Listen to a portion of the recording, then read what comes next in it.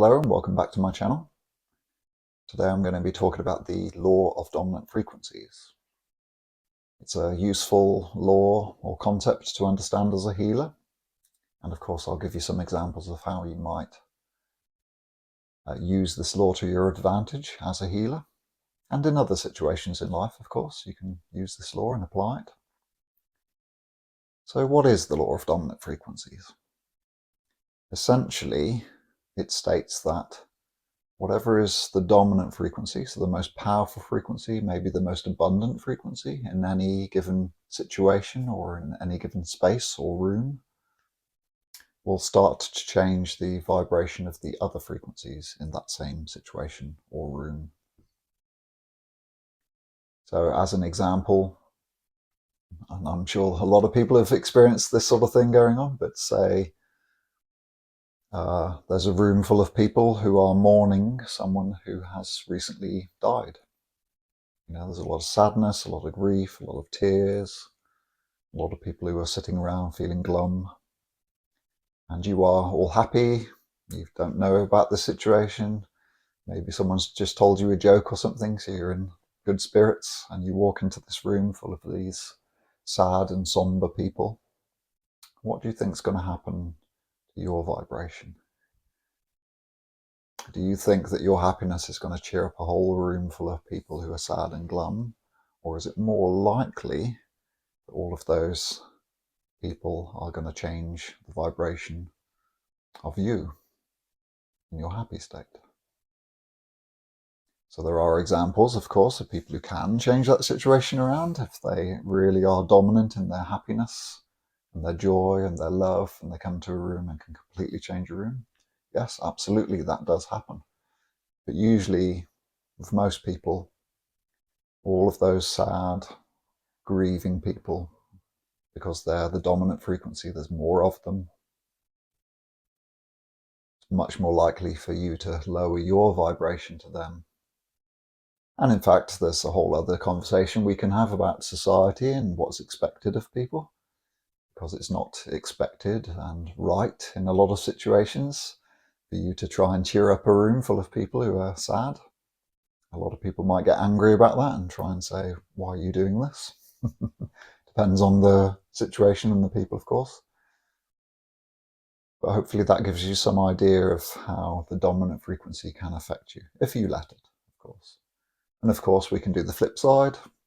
Maybe you're sad, maybe you've argued with your boss at work and you come home to a room full of people who've been joking and laughing and having a good time. It's much easier for you to lighten your spirits and feel good about yourself, because the dominant frequency is lots of people feeling happy and glad, enjoying themselves. Yeah. So I do talk about this a lot, about not allowing other people, things, beings, and the vibrations around you to affect you, no matter what's going on. You can practice that over and over and get better and better and better at it, so that in that first situation, walking into a room full of glum people, you can be the person who maintains a good feeling within yourself and love and gratitude and kindness, despite all of that sadness and grief and mourning going on. You can absolutely do that as you get better and better with your consciousness and controlling and choosing your own thoughts and actions and emotions, and acknowledging those that come up as well.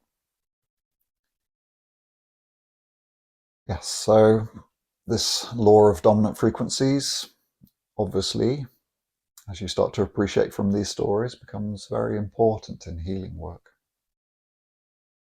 Imagine someone coming to you who's being attacked by demons and is very scared and afraid and worrisome about this. Do you think your healing is going to be very effective if you go, oh, that's terrible? Or if you feel fearful of that demon or entity that's causing their problems? Do you really think that you matching their vibration is going to help you with that circumstance? Is that really going to help that person if you lower your vibration to fear or worry, do you really think that's going to help shift that entity? Of course not. And there will be challenges as a healer, because there are going to be people who come to you who are so adamant that something is a problem, that something is really as powerful and dangerous as they believe it is. And they will really push you to try and match their vibration. It's expected in society, in some cultures at least, that you come down to their vibration to some extent so that they feel more comfortable, because they feel more heard when you match their vibration a little bit. And of course, we have to listen. We have to be in a state of allowance and listen to them so that they feel heard, but not in a way that lowers our vibration. Oh, that's terrible. And you feeling those emotions and developing those emotions and energies within you. It's not really going to help if you do that.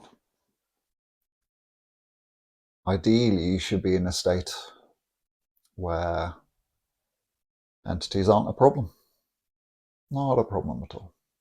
Oh, is it big? Is it 30 stories high demon with big horns, is it? Oh, yeah, whatever.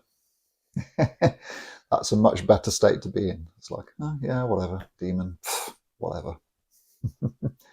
Or at least some sort of belief in the good or the light being more powerful, and just knowing that it's not a problem. It's okay. Yeah, I've seen plenty of these things. Isn't that a better state to be in, don't you think? Maintaining the joy and the love and the compassion for that person who's come to you for healing. Maintaining that vibration within yourself, no matter how terrible the story is, no matter how terrible the description of the demon that the client is coming to you with is. Don't you think that's a better state?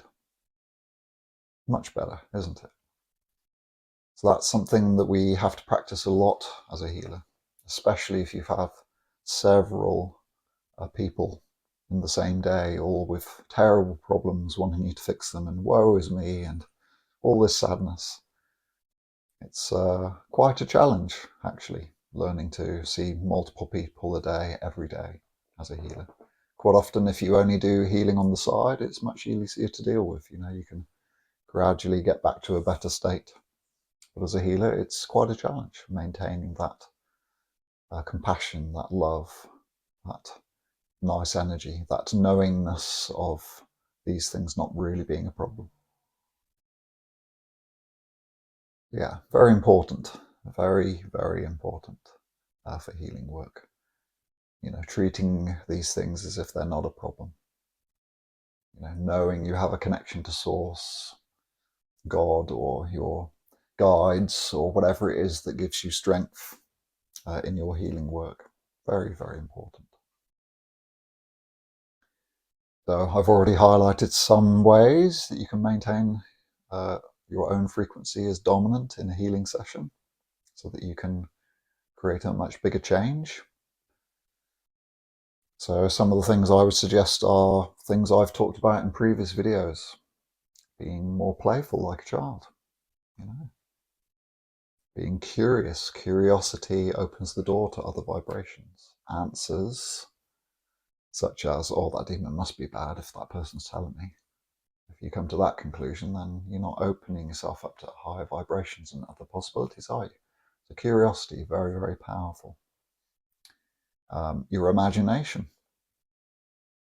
Your ability to imagine a golden bubble shield. Your ability to imagine really strong white or golden light, whatever color is your preference, emanating from your hands or enveloping the person.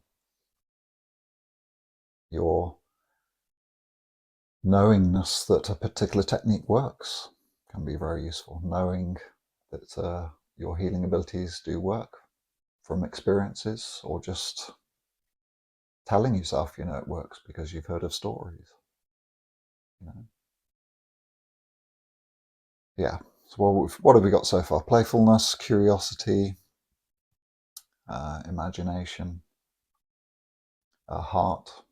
A lot of healing, I haven't talked much about this, but a lot of healing you may notice happens through the heart. You know, if the heart's nice and open, then you're open to nice, loving energies, and loving energies are very powerful, very strong.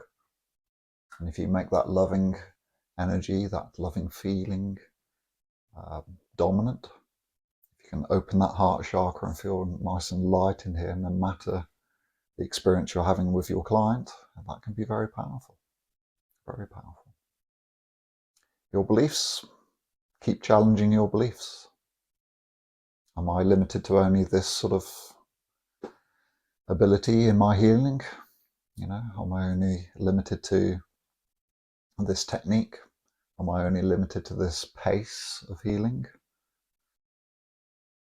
You know, challenge those beliefs. What else is possible?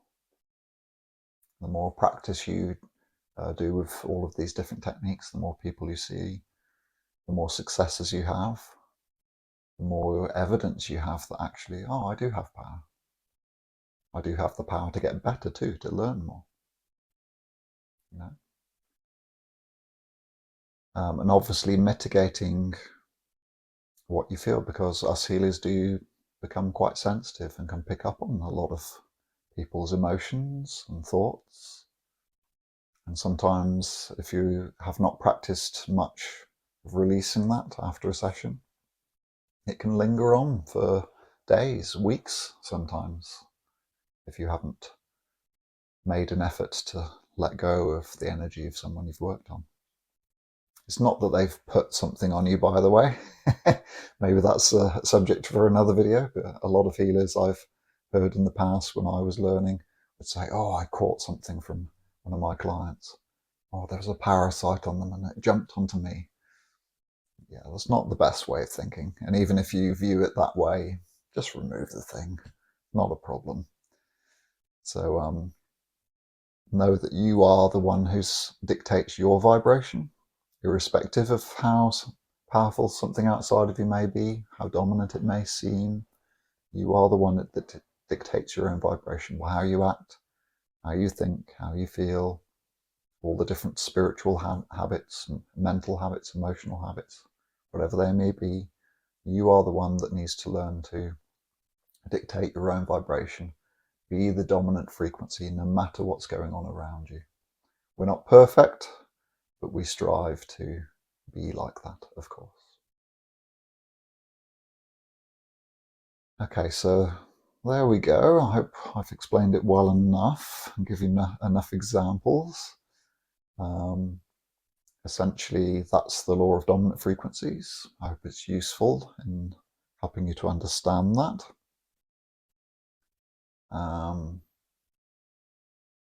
Yeah, maybe worth talking a little bit about machines. So, you know, a lot of people do like crystals and things that, you know, give off certain vibrations, whether it be a laser or a Rife machine or whatever it may be. One of the advantages of technologies like that is the technology isn't affected by the energies of other people. It's going to keep giving out that certain frequency of energy irrespective of what's going on around. So that can be one thing that you may like to use as a tool as a healer, is some sort of machine, so that you don't have to rely on your own energy so much, even though I would strongly recommend you do that anyway. Look after your energies. Machines can be useful in that respect. But of course, your own energy can vary in what you can put out, give out, if you like, so much more than a machine. You know, it's almost like the aura you have has so much more intelligence than the machine. So yes, the machine can be very powerful and given it a specific vibration, and it might heal people really well and people might respond to it really well. But when you're using your own energy field, you know, there's an intuitiveness to it. You know, it's almost like it knows what frequency to give someone in order to create the change. And it's adaptable. So as the person changes, you know, the frequency you give out changes. So that can be much more powerful in the long run. So yeah, you know, you can use machines, crystals, objects, that kind of thing that maintain a nice vibration to support you. to help you maintain your own vibration at home as well as working on other people. But yeah, very important for you to practice maintaining your own vibration. Okay. If there's any questions about this, please do leave a comment or email me, of course, and please do like and subscribe to support this channel. I hope it helps.